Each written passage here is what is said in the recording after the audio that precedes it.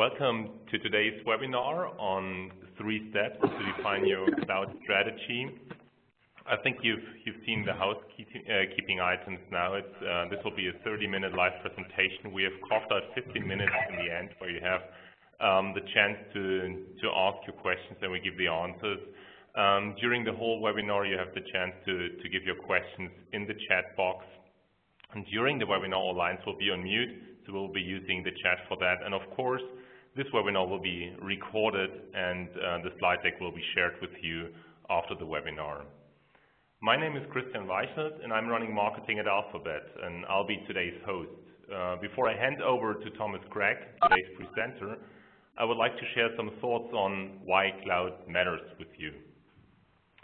Businesses do mind the cloud a lot, but if it's real value or just pie in the sky depends on how you can define your cloud strategy, and that's what we will be talking about today. As you can see here, Forrester expects that the cloud market will grow by 22% annually to the year 2020.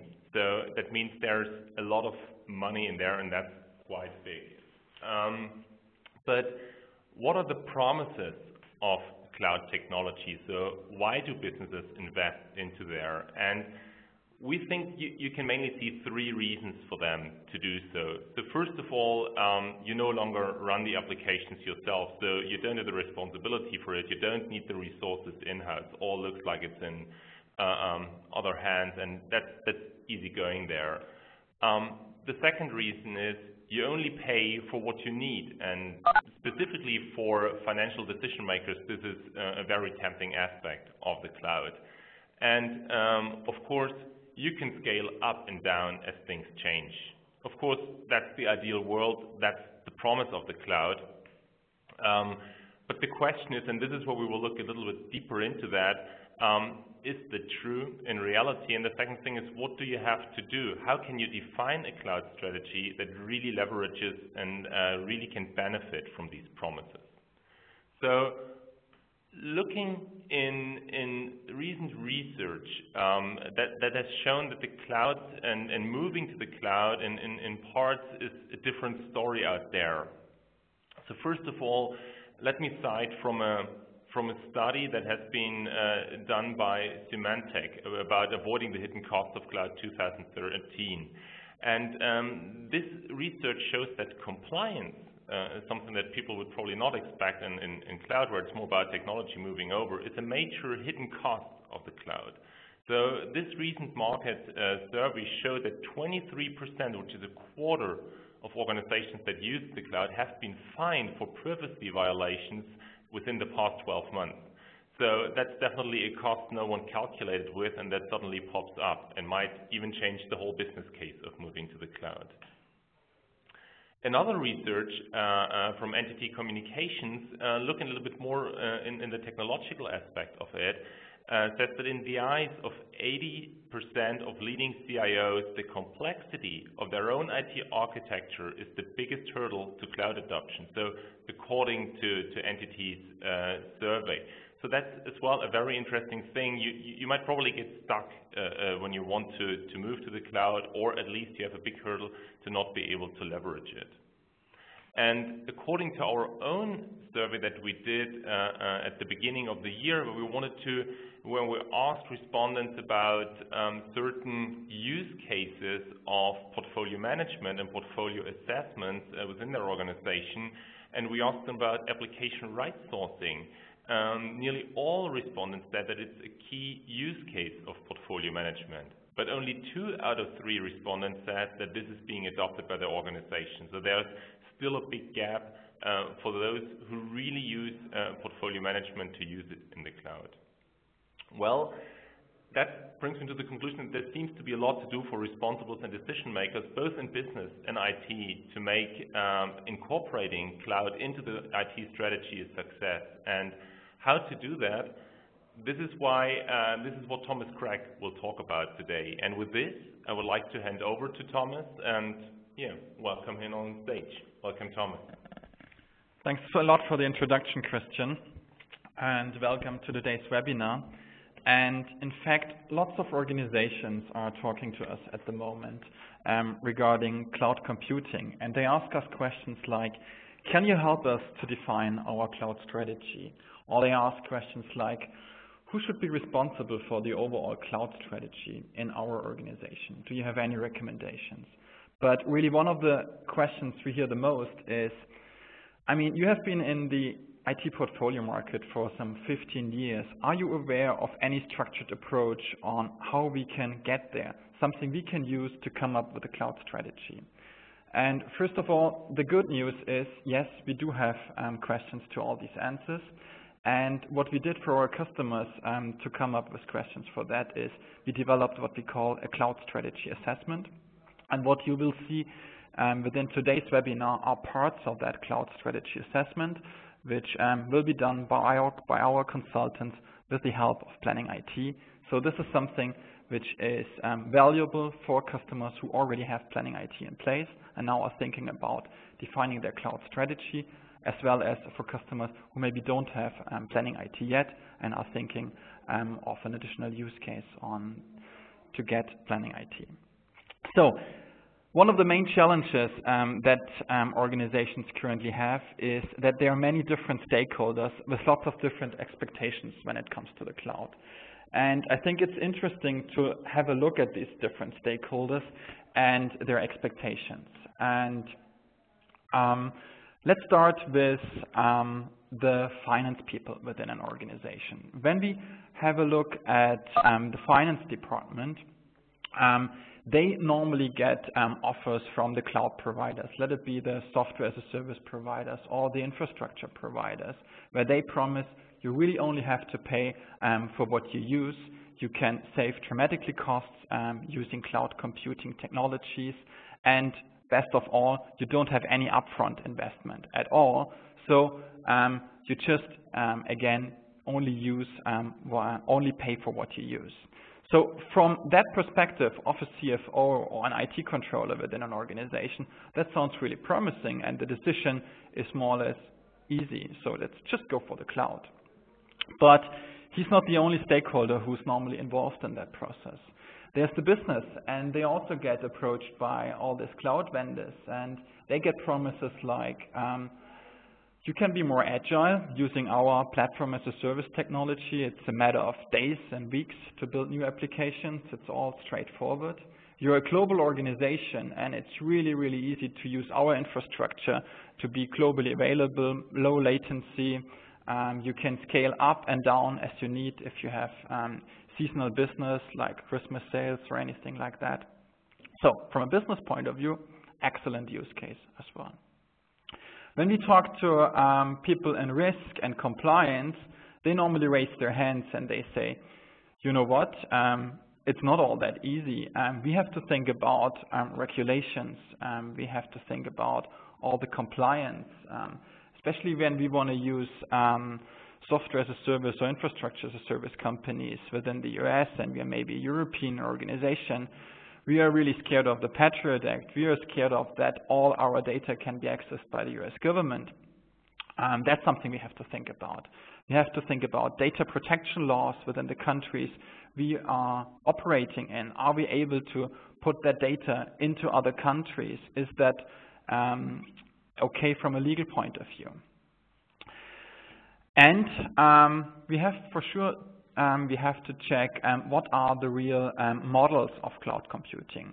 How can we reduce complexity on the one hand side, and what kind of technology approach do we use for that? And as most of you know, there are lots of different options when we talk about cloud computing. So we can talk about software as a service, infrastructure service. We can decide between going to a public cloud like providers like Amazon Web Services or others. We can think about building our own private cloud, or maybe even go for a hybrid model. But what is the right one to go for? And the last stakeholder in here is the project portfolio management teams. They really want to be aware of any decision which will be made within the organization early up.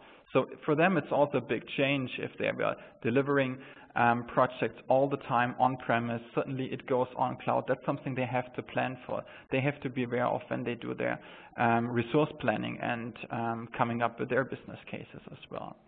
So this is really one of the main challenges, and as you can see, talking to different people within the organization, they all have different expectations from the cloud, and they need to be fulfilled. And now the question is, how do we get there, and what is a good approach how to come up with a cloud strategy? So first of all, we think all these people should work together. They should define a strategy which includes all their goals, that we should all can work on the same picture. And therefore, we came up with 3 different steps, as Christian mentioned initially. So first of all, it's important to understand where we want to go and what's important for us when we come up with a cloud strategy. So first of all, we will look at our business capabilities and define what's critical for us, what's really differentiating us from the market, and where are potential for cloud computing from a criticality point of view and from other ones. If we have identified these capabilities, we will look a little bit deeper in all the applications supporting these business capabilities we have identified, and really need to analyze these applications on a 360-degree view. We have to understand what are these application costs, why are the main costs of that application? Is it more on the licensing, or is it maybe more on the infrastructure and the storage costs?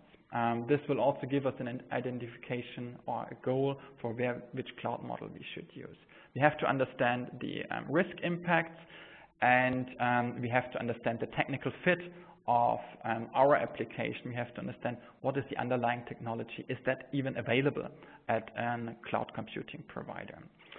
After we analyzed our application portfolio, we have a really good understanding of what are potential candidates we can move to the cloud, which ones don't make so much sense, and how our overall strategy can look like. And then we will think about how to create a migration plan to get there. And based upon that migration plan, we can then start evaluating different cloud providers, deciding up on which cloud provider we want to use in the future. But this provides you really the foundation and all the strategic thinking you have to have in place to come up with your cloud strategy and implement a cloud strategy within your organization. So let's have a more detailed look at these 3 steps. And we will start with the first one, having a look at our overall capabilities of our business. So what you see here is called a business capability map. And a business capability map, first of all, is the language business and IT can use to describe what they want to do. So it describes what the business is doing in the market, what capabilities they provide to their customers, to their suppliers, and it provides lots of functionality to also highlight what's important for the business and what will become important in the future. So let's concentrate on a specific part of this capability model. Let's have a look at the market development, which is a crucial piece of the overall business of that organization we are looking at. As you can see, within market development, we have to execute capabilities like contact management, channel management, sales management, and other ones. So what you also see is that there are different colors where these capabilities are highlighted on. So green here indicates this is less critical for the business than maybe capabilities which are in orange or in red, like direct marketing or channel management. What we also see is like these capabilities have different sizes. So as bigger the size, as higher the underlying IT costs of these capabilities are. And last but not least on this indicators, we can see how market differentiating is that capability for our business if we compare our business to the competitors. So that's something lots and lots of organizations already established or are establishing at the moment to just get closer to the business IT alignment, to have that common language between the business and IT departments to decide up on the overall IT strategy. But now let's reuse that same model and use it in the context of cloud computing. And what you will see now is we have a look at all the same capabilities of this capability we have been looking before, market development, and it highlights us all the sub-capabilities we have seen based as these bubbles. So we see capabilities like revenue analysis, sales management, contact management we have been looking at. And you now see them in that portfolio where we have a look at them based on the market differentiation, the criticality to the business, and the size of the bubble here indicates the overall IT costs we have for that capability. So let's take an example. Let's have a look at capabilities which have a very high market differentiation and which are really critical to the business. This is really something you most probably don't want to give away. So you want to have all that information in-house. You're really scared of putting that anywhere else than maybe in your data centers. So this would be placed, this capability is placed at the top right and would be mentioned as a no cloud candidate. If you have a look at the opposite example, like capabilities with a very, very low market differentiation, with very low criticality, you're normally looking at capabilities which are very mature, where you normally find lots of standard solutions from an IT point of view, which are available. And in that example, you see capabilities like contact management, for example. And as we all know, there are hundreds, if not thousands, of standard software applications, even as a SaaS offering, which can provide that functionality. So maybe if we have a look at these capabilities, we can think of SaaS solutions, or high market differentiation, or low criticality could be something we would think of. This is something we need to be quite flexible, but it's not really critical for the business. Let's look at some platform as a service offerings, which allows us to build applications really quickly and really easily. So what you see here is building up on something organizations very often already have. They are using in the context of business IT alignment and now can easily adapt and switch to the benefits of data mining their non-differentiating capabilities in the context of cloud computing. So what we can focus now are only the capabilities which are interesting for cloud, which are the ones here you see at the top left and bottom left. So when you have identified these capabilities, you only have to be aware and analyze the applications which are supporting these capabilities. And how should we do that? So when it comes to analyzing these applications and supporting these capabilities, you should have a look at 4 different perspectives of these applications. So first of all, you have to understand what is the overall cost of running that application. But not only the total cost of that application, but ideally you want to break it down to the different cost types of that application. You really want to understand where are the most costs. Are the most costs in licensing costs, or do I spend the most in storage costs? That already can give you an identification or the support of deciding on, is that maybe an infrastructure as a service candidate where I can get storage really, really cheap, or should I maybe look at different licensing options, maybe like as a software as a service candidate. Another dimension you should look at is the business acceptance. You really have to understand what kind of business processes does this application support? Where are these business processes running? Which region, in which country are they used? In which countries and which regions are these applications used?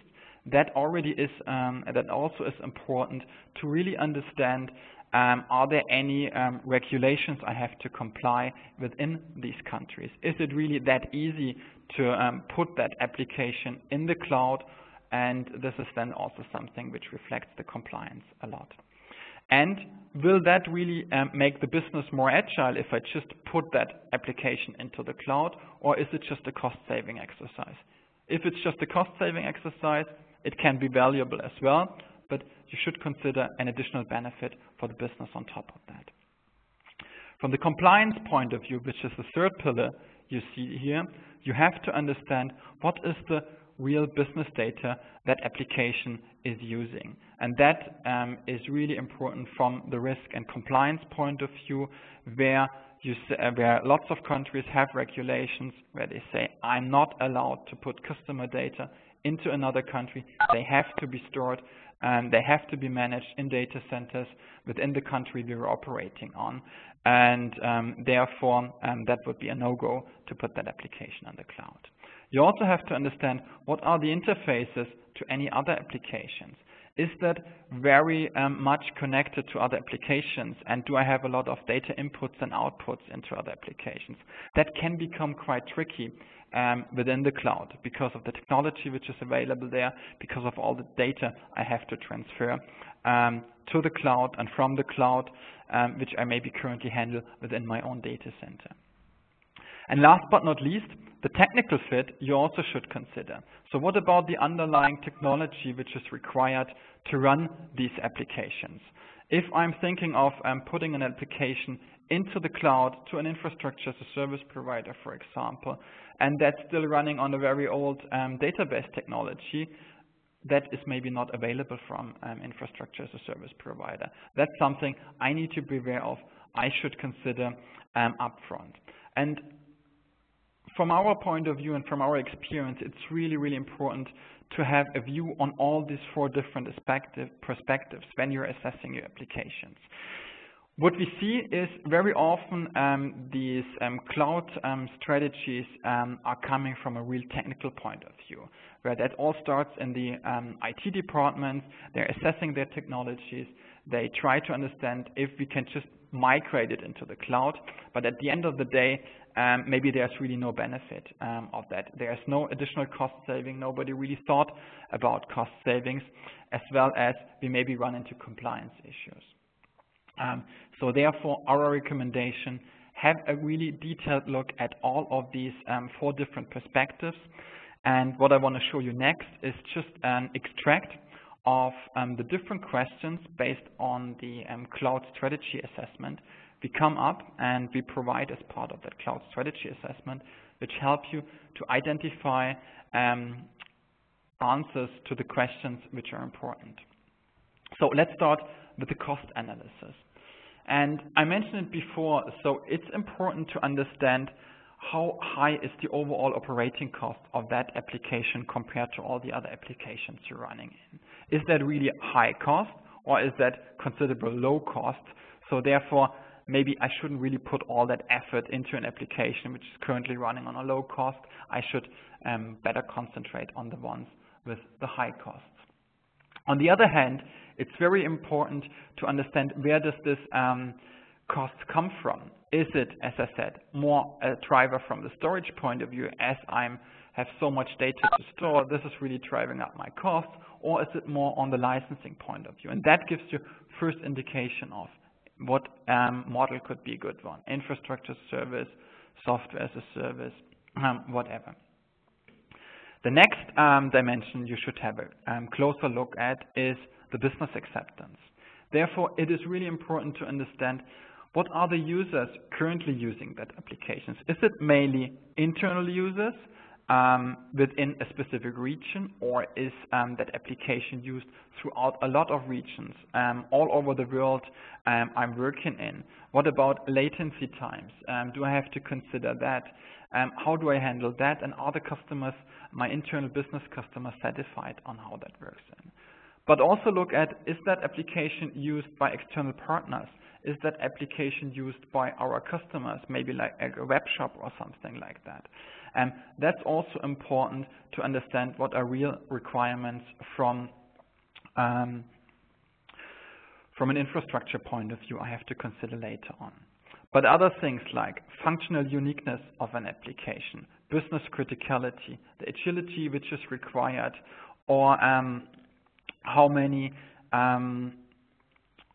usages, variations I have within an application. That's some questions which are part of our overall assessment. We will go through together with you, and we will evaluate on these applications, which later on help you to get an overall picture if an application is a good cloud candidate or not. Besides the business acceptance, we were talking about the compliance. And there, you should ask yourself, the data which is stored within that application, does that really apply to confidential data? So do we have a lot of personal data stored within that application? Is that a data and application affecting a lot of regulations? So is that part of our overall SOX compliance assessment? If yes, what does that really mean on moving into the cloud? What do I maybe need to consider when I'm choosing an external cloud provider? Which kind of certifications do they need to have to be compliant that I'm, as an organization, are on the safe side putting my application into their cloud? And last but not least, have a look at the technical fit of the applications. Not only looking at all the technologies which are supported by that application, but also have a look at the incidents you had in the past of that application. Was that application running reliable? Was that a big problem? Maybe you need to increase reliability anyways. What about scalability? Is there really a seasonal business and you need to scale up, scale down all the time? What about costs? Maybe that could be a good business case for an infrastructure service provider where you really only pay for what you use and you don't have all the hardware, all the infrastructure lying around in your data centers and is not used 90% of the time. And the degree of customization of the underlying technology and the application itself. So is it really easy to adapt into a standard infrastructure, or is there something heavy customization which needs to be done? So these are really the 4 dimensions. This is just an outlook of all the different questions, of all the different evaluations we have prepared, which will be part of this overall assessment, which then really give you a 360-degree view on your application, where you can easily see is that application compared to all the other applications within my portfolio of high costs. That could already tell you, yes, I can do something against that. There would be alternatives using a cloud provider to bring down that cost. What about the business? Would the business be happy moving that into the cloud? Would they have more agility? Would they really have business benefits? And in that example, yes, there would be high acceptance from the business. They would see a lot of different opportunities on leveraging the cloud. From a compliance point of view, what you see here at the bottom, it seems to be okay. There are some things you need to consider, but at the end of the day, you will, as part of that assessment, you will really understand what are the things you should watch out for, what are really the things you need to consider with your external cloud providers that you can prepare them. And this is then also information. When you go into an evaluation with the cloud providers, you can put into the RFIs and RFPs to really select the right one. In that example, from a technical fit, technically ready, it doesn't look that good at the moment, but again, it's a good input for you to put these requirements into the evaluations, into the RFPs for the cloud providers you're then evaluating, that you say it has to support a specific database we're already using. It has to support maybe an outdated technology so they can make that as part of their offering. So, and if you have that overall transparency based on your cloud strategy, then you have all the information at hand to pick the right providers, to focus on the applications which really make sense, and you can come up with an overall strategic plan, which applications you want to move into the cloud. You can define what your migration plan can look like, and as you most of them you're already aware of that. That's another really strong task where we can help you with planning IT in that specific context of cloud computing to come up with that overall migration plan. So some takeaways from our side. So some things you should really consider.